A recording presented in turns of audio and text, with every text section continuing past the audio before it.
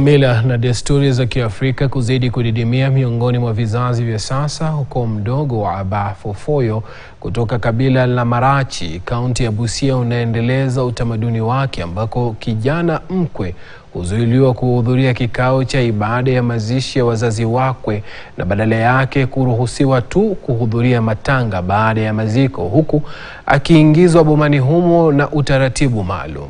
Katika kijiji cha Butunyi, eneo bunge la Butula, kaunti ya Busia, Samuel Beka, ambaye alimpoteza baba mkwe, alihudhuria matanga ya baba mkwe baada ya kuzikwa, huku akiingizwa katika boma hilo akitumbuizwa kwa ngoma na densi za kiasili kulingana na desturi ya ukoo huo. Kulingana na wazee kutoka ukoo huo, kijana mkwe haruhusiwi kuhudhuria kikao cha mazishi ya wazazi wakwe, ila hupewa fursa ya kuingia bomani, huku kaburi la mwenda zake likifunikwa kwa blanketi kuashiria heshima kwa mzazi mkwe. Wazee hao wanaelezea umuhimu wa desturi hiyo na kutaka vizazi vya sasa kuhakikisha kuwa wanadumisha mila na desturi zilizokuwepo kutoka jadi.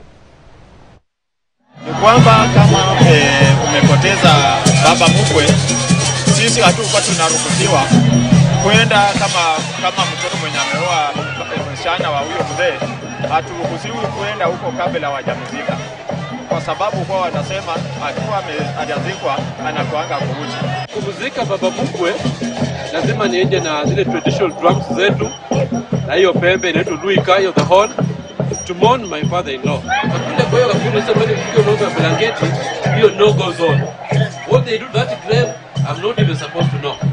Hiyo si mambo ya watu wa boma hapa. Kutoka kwa jamii hii ya Aba Fofoyo kule Butula, kaunti ya Busia, sina la ziada, ila nikushukuru sana mtazamaji kwa kutazama taarifa hizi za yanayojiri. Lakini taarifa kuu ambayo tunaifuatilia leo hii ni kwamba gavana wa Meru Kawira Mwangaza amebanduliwa pia na mahakama baada ya mahakama kudhibitisha na kusimamisha ile iliyokuwa ni uamuzi wa mahakama na bunge la Seneti ambao ilidhibitisha kwamba aliondolewa kwa haki. Kwa hivyo mahakama imesema kwamba mchakato wa sheria ulifuatwa inavyofaa, hivyo bunge la Seneti halikukosea popote lilipombandua mamlakani. Hivyo inamaanisha kwamba amebanduliwa mamlakani kwa sasa, labda achukue hatua nyingine za kisheria. Wenzangu katika News Desk watakupasha zaidi yale ambayo